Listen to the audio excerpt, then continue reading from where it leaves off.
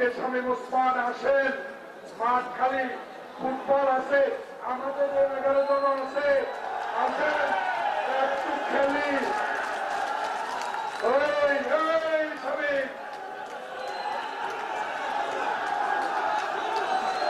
এই শামীম, এই কাউয়া কেনে, হাসান মামুন, ওই ধাক্কায় ধাক্কায় পতাকা ইনু সাহেব জেলখানা কোথায়? আজকে দেখলাম একজন লাঠি ভরছি, আমার না পা ভেঙে গেছে, লাঠি তোর কি হয়েছে এটা দেখা।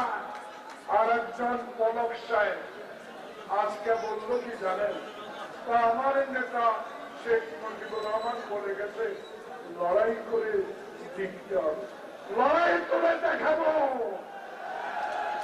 শামীম ওসমান তুই কোথায়? একটু খেলি।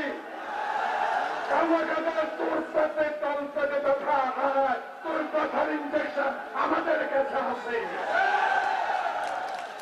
তোর ব্যথার ইঞ্জেকশন আমাদের কাছে আছে।